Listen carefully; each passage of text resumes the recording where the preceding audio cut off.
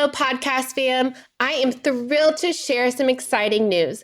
My book, So Grow Lead, is officially live on Amazon. This book is more than just my story of starting a nonprofit and building a peanut butter factory in Malawi. So trust me, the ups and downs of that journey are worth the read. It's also packed with practical strategies to help nonprofit leaders like you tackle challenges with clarity, courage, and a whole lot of heart. If you've ever wondered how to turn your vision into reality, navigate the inevitable hurdles, and build something meaningful, whether in your organization or in your own life, this book is for you. I'd be so grateful for your support in spreading the word. Grab your copy of So Grow Lead in the show notes and on Amazon today. Let's keep sowing seeds of impact together.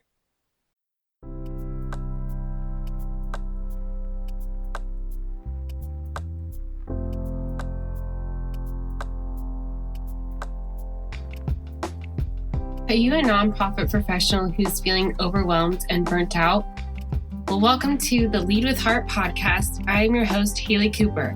On this podcast, we will share stories of leadership, courage, and empathy that'll help you learn to take care of yourself, your staff, organization, and community. You will hear from nonprofit leaders who have been in your shoes and have learned best practices to raise more revenue and make a greater impact. Let's thrive together. Hello, everyone. Welcome back to the Lead with Heart podcast. This is your host, Haley Cooper, and I am very excited today to have Emily Taylor of Teeny Big on the podcast. She works with nonprofit leaders ready to catapult their organization's missions to the next stage of growth. Leaders who seek Emily's expertise know they need to shift their decision-making from intuitive to intentional, but are unsure of how to begin. And we're going to talk a lot about if your CEO, is your organization too dependent on you? But before we get to all the fun stuff, welcome, Emily, to the podcast. Thanks, Haley. Great to be here. So I always love asking these questions before we get into, is your organization too dependent on you as a CEO? What's brought you to starting Teeny Big? What's your experience? What led you to want to focus on the areas that you focus on today? Sure. Well, and I'll start a little bit of where I'm at now, because nonprofit CEOs come to me usually because they're the victims of their own success. They're at an inflection point, like you mentioned, and they really want to walk intentionally to continue on growth versus stall out. And so as they're struggling with these big collaborative decisions, especially ones that affect their community, their donors, partners, their clients, they really need to know how to get their community on board. And I help them find those barriers, those stones in their path that prevent them from those relationships. And just in terms of how I got there, I have spent a lot of my life objectively listening to people. Sometimes that's being a shy child and really trying to understand people. I also worked for a long time in the for-profit world, really understanding consumers and how people buy things, and bringing in this human-centered research background that I have, which is really about trying to understand behavior versus what people say and meaning, the meaning behind what people say.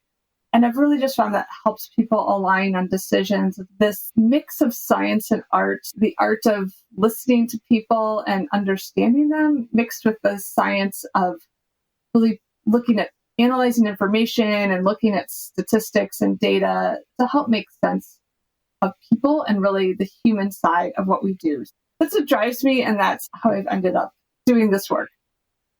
Wow, that's amazing. And I really love that you've really honed in on the art and the science and using both, because I think that's such a powerful force to really help CEOs and change makers make a difference and understand like what their pain point is, right? And how to move past it. You're not just listening to what they're saying, you're also analyzing everything and listening to what between the lines. And I think that's so important to help them guide them. And, I think one of the things that people see, especially over the last couple of years where, there's a CEO or a founder that has been around for a really long time in a nonprofit and they're wanting to move on, but their organization is really dependent on them. whether that's from fundraising and they have all the relationships with the donors or just the operations and processes. It's all in their head and hasn't necessarily been translated onto paper. And I think you talk a lot about even the most impactful leaders have limitations. And eventually, this idea of being a superhuman and doing it all at the top plateaus and, or worse, drops off the cliff and leads to burnout or Yes. turnover. And we all know that nobody can be everywhere at once. I wish I could duplicate myself or maybe triple myself in some situations, but I'm not Superwoman. And so I think you provide a powerful framework for these CEOs. And I would love to know, why is it a problem when an organization is too reliant on one person? You really hit a lot of the pain points on the head. But the problem is that it works really well, which is why I see it all the time, to have this very talented, very focused CEO. But it works until it doesn't. Like I mentioned earlier, CEOs can be a victim of their own success. And if you've got the passion, you've got the knowledge, you've got the contacts to make your nonprofit run, it's easy. Or I shouldn't say it's easy. It's not easy at all, but it can come naturally. But when you grow the organization to a point where you can't be everywhere at once, where things need to be more spread out and your community associates the CEO with the organization, they're tied together, then other people can't share that power and that decision making. So if another leader is in a room, people won't take that person seriously. They won't take them as a decision maker. They might not have the same influence if they attend an award ceremony or visit with a donor. And so there starts to be these tensions because not everything can be dealt with by one person and not everything can be one person's expertise. It's all in their head. So this starts to burn out the CEO as it would burn out anyone. And I think that's usually when people start to talk about this magic that a CEO makes, to me, that's a warning sign that they're going to have human limitations at some point. But the other downside is that it creates a culture of dependence. And this is where I think people don't always see this layer. Is the CEO might be doing a lot, but they might be hiring based on their more dominant personality or their people who balance out the CEO's strengths. And so when you do that, you start to set up other people for not being able to lead or make decisions or even speak their mind. So it creates this very top-down thinking that needs to be flipped around if you're ever going to continue to grow and grow beyond one person intuitively making all these big decisions. So it just creates this pile of challenges that might not always be recognized as the sort of CEO as the organization. And people just start to wonder what would happen. I hear the phrase a lot of, what if they get hit by a bus? And people start to fear. When that phrase inflicts fear, I think that's a really good sign that some of these other problems might be tangled up in the leader being the organization. Yeah, I really love that perspective and like the frameworks you gave around like some of the pain points that can show up or some of the like red flags that can show up if the organization is too dependent on the CEO. And you talked a little bit about alluding to long-term health. So if it's all dependent on the CEO, why is this issue so critical to address for the long-term health of the organization? It's not sustainable. CEOs, whoever they are, have visions of their life beyond the nonprofit, even if it's retiring, even if it's starting something else. But also for an organization to grow, if you're hitting this point, I usually talk about it as a pre-C-suite location. You're not going to be able to grow until you can articulate how you make decisions as an organization, who that organization is beyond that one person leading the organization. And so you really need to start to identify and untangle that person from the organization by taking a step back so that you can start to hire more senior leadership roles so that people can start taking more responsibility and really getting your organization to move to that next level. Because the other option is to lose all that information suddenly because someone does decide to leave, or to just be stagnant because you can't do anything well because you're just too reliant on one person.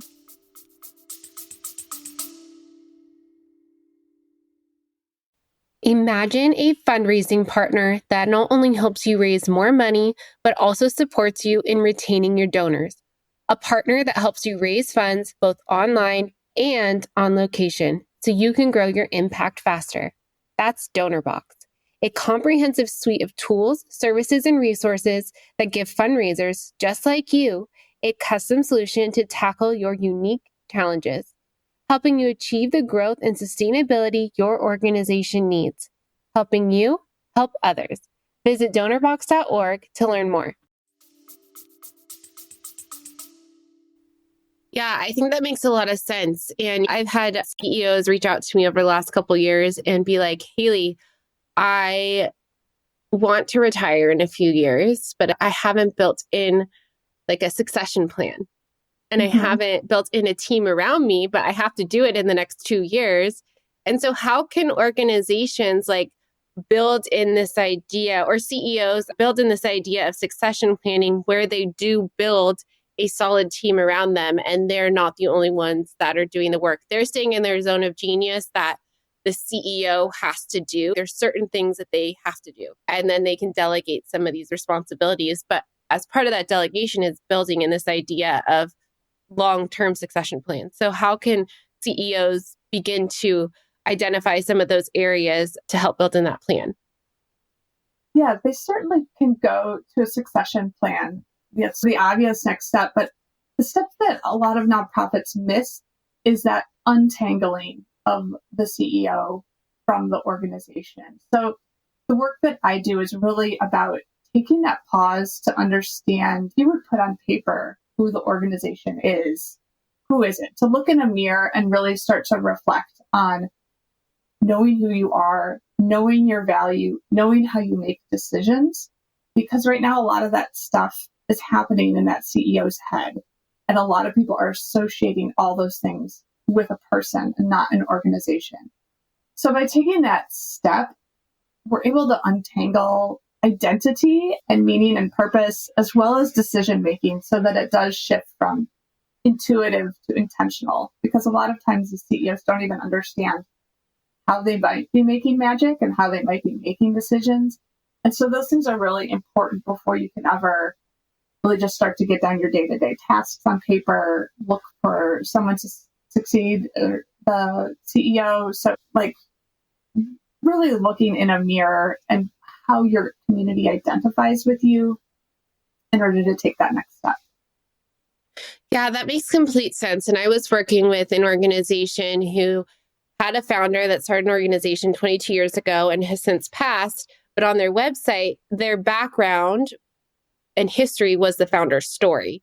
And so I would love your input on like how to, along the lines of brand identity, like how to separate the founder story from the background and history of the organization. We on the website put the founder story because she is a meaningful person that her legacy should live on, right? She should be acknowledged for the work that she did to create this organization and the legacy that continues since she's passed. But also, there's other history behind the organization. So how do you advise people, or what are some strategies that you advise people to separate those two and really build an organization identity?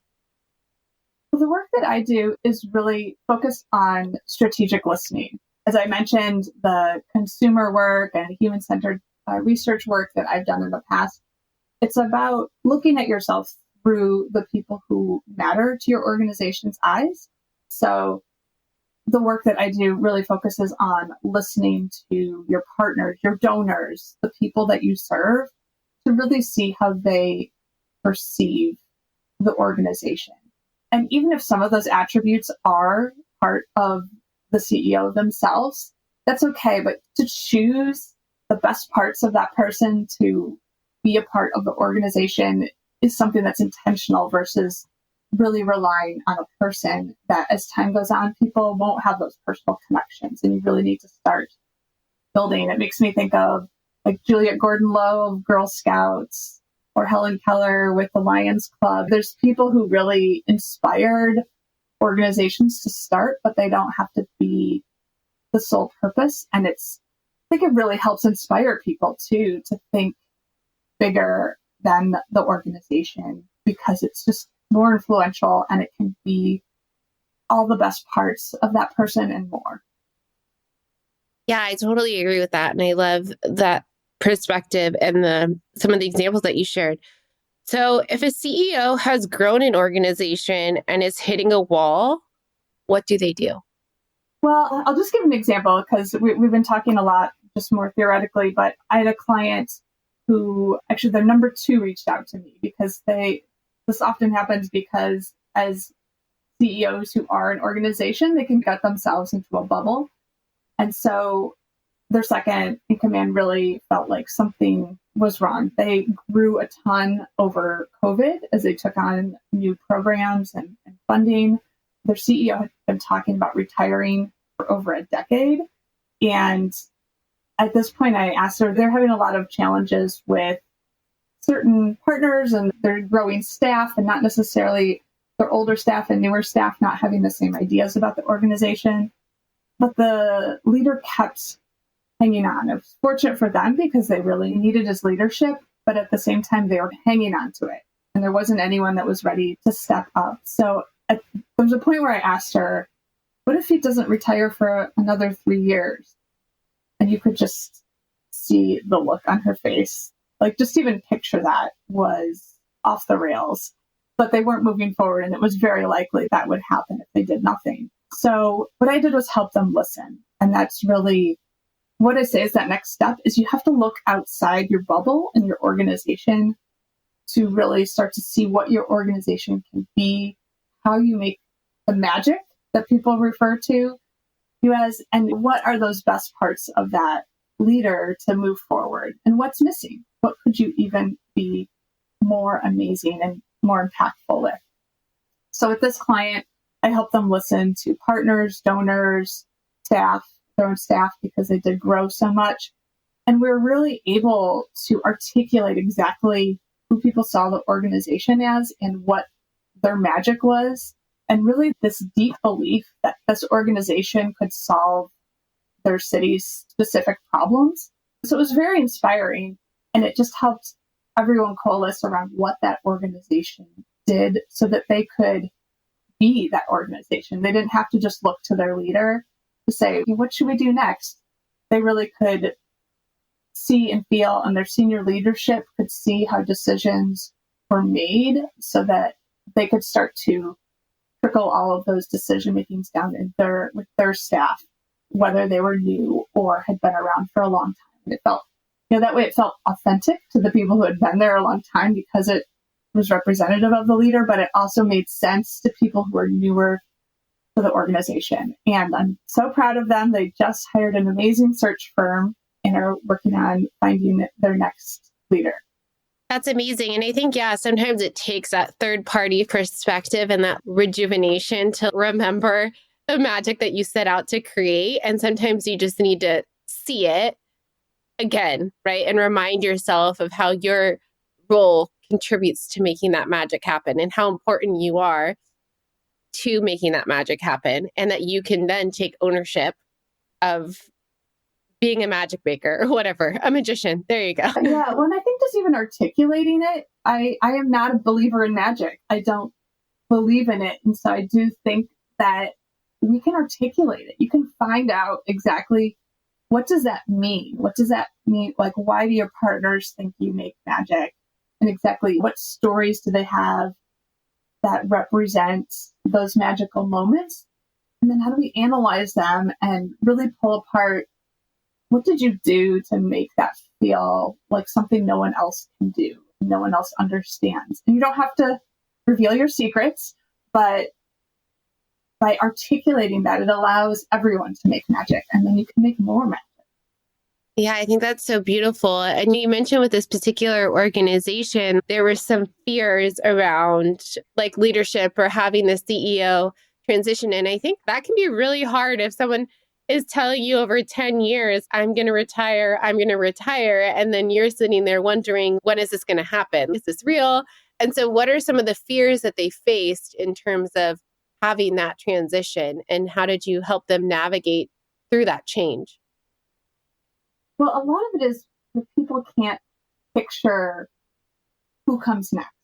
If there's no obvious leader in the organization, which it was in this case, or at least no one could agree on it, there's certainly people in the running for this role. But if people can't picture it, they get scared. What's going to happen? What are we going to lose?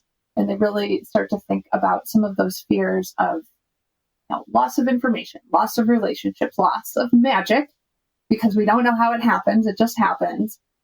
And so people get scared and they say things that get misinterpreted. There was definitely some drama happening.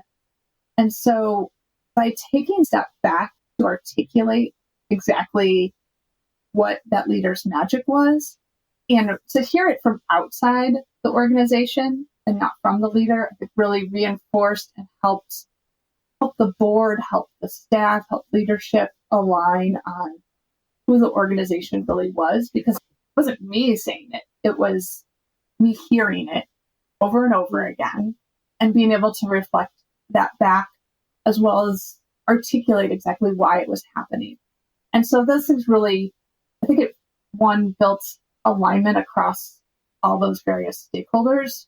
And then two, it helped them start to define, okay, we're not looking for another Sharon who's leading the organization. We're looking for someone who is ABC, who can maybe bring in this new skill so that we can move to growth. And it just really helps people be confident in what they're looking for. Because before that, it was a little all over the place. People had their own ideas of what needed to change and what was working, but they couldn't articulate it. Yeah, that makes sense. And I think that's so important. And I would love to know, I think CEOs are visionaries and they hold on to this vision. And I've seen sometimes in organizations that it's really hard to communicate that vision from the top down. And sometimes it's held at the top and then they feel like they have to execute on that vision. So how do you coach your clients on, number one, like having that magic maker at the top and like then being able to empower other people to make that magic as well and continue to communicate the vision throughout the whole organization? I really believe that having simple language to describe what you do and maybe even visuals or things that can help tell that story, that vision across different layers of the organization. When it comes down to making decisions, it is going to have to be within management to communicate. How does that happen in HR? How does it happen in fundraising? And to translate some of those things. But I always try to think of my work as like, how would I share this with how would I make this easily translatable and tangible so that we're not talking in senior leadership speak all the time, and that so others can understand it. And that's part of listening, is to hear the words that people say from different aspects of your community, whether it is internal staff or external partners, and try to understand what's the meaning behind them. There's a lot of words like support or technology or innovation, and people mean different things when they say those words. And so I really work on understanding what people mean, and then one that's reflected back in a way that is also simplified and clear, so that we're not just saying technology, we're talking about everyday technology that everyday people use, or something that helps be more specific about that wording. It makes it really clear and defined so that there's less misinterpretation and misunderstanding. Yeah, I think that's so important. As a former grant writer, I knew how I had to write like that, right? Like I knew internally all the jargon and like the talk about what people experiencing homelessness look like, but I had to make it like communicate it in a way, like the problems or the solutions in a way that people could understand it. People didn't know what like the homeless management system was, right? Or like ways you track people. You have to be able to communicate it in a way that people understand it and want to be engaged in that vision. And so I think you made a really good, important point. Like we can have, like I had a conversation with someone last night and they were telling me about their organization at this high CEO level. And I was like, I'm lost right now. I know I'm smart, but you're using all these terms that I've never heard before. And so can you and then I started asking questions like, oh, what's that? Can you explain a little bit more about that? Because I think it helps people then realize, oh, we need to take a step back and see what we're actually doing. And like you said, technology that everyday people use, like I have my cell phone, like I would think that's what you're talking about, right? Or my computer or whatever. So I think that's an important piece. And when we're talking a lot about like teams and leadership, and do you see a lot of in organizations that are reliant on their CEOs? Is this a board level thing as well? Like the board comes to rely too much on their CEO, or how do you help then empower the board to take on some of those responsibilities? It is a problem where a magical leader can also have a board that lets them do what they want because they're so successful at it. And a board's going to see that. Usually a board's role can be to help balance some of those things out. And so having the board as part of this listening process is a great way to bring in, where are they at? They even know what's going on. Do they have their own ideas of what's happening? Because it's the board's job to hire the CEO. So they need to be thinking about these things early on. And so not having them guide the process, but be part of that process so that they see, again, this reflection that is really should be tangible to everybody, so that they see it and are aligned with it. Because as they go hire a new CEO or maybe restructure the leadership to more of a C-suite type level, as the organization moves on a path to growth, they need to really know who the organization is and make sure that aligns with staff so that trust is built, that they can make the best decision. Yeah, I love that. And I think as people are listening to this episode, maybe they're having aha moments where they're like, oh, this is me. This is my organization. Like I am so committed to making change, but my organization is too dependent on me. And so if an organization is facing this problem, what can they do? Sure. And I always encourage leaders in this situation to just accept that they're human beings.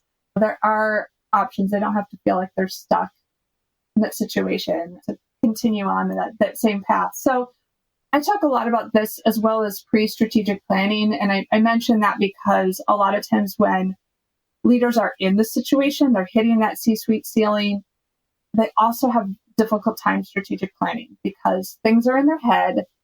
They need to be thinking about their future, but they're not quite sure what their role is. And they're really overwhelmed. And so taking that step back to do this process, this listening process, pre-strategic plan, do a community assessment, those things really can help. So I've shared a resource with you, Haley, that's why you may want to not think about strategic planning, about your next strategic plan. So people are welcome to download that if they're really feeling like this might be their situation and they want to have a little deeper dive. I also talk a lot about this pause and taking a step back on LinkedIn. So if you're looking for tips and if you have questions about this, people are always welcome to schedule a call with me and talk it through. Yeah, and thank you so much. We're going to link to all that in the show notes. Is there any other advice that you would give to a CEO who might be listening to this podcast episode? Yeah, I know I said this already, but like you just remember that you're human and that you have your own visions and desires for your life. So as attached as you can be to an organization and its cause, and as much as change as you've made there, to just remember that it doesn't have to be you and it doesn't lessen your contributions to the organization. It's a hard but important step to make to grow, but it's really doing what's best for the organization and your long-term impact. I think that's a good place to wrap up. And I think you can reiterate the same thing over and over again. And you're human, you matter, you're making a difference. Yeah. And no matter what that looks like, you matter. And I think that's so powerful. So you mentioned a few ways that people can reach out to you. Is there any other place that people can reach out or follow along with your work? I think LinkedIn is really where I'm most active, and I love making new friends on LinkedIn. Well, thank you, Emily, for having this conversation. I learned a lot from you that I hadn't really thought about before. So thank you for sharing this knowledge. And I hope that any listeners who are listening to this, if you found value, please like the episode. And thank you. Thanks, Haley. If you have valued these stories or learned something from what you've heard, please share this podcast episode or follow me on LinkedIn. Thank you so much for your support, and together we can build a better community and world.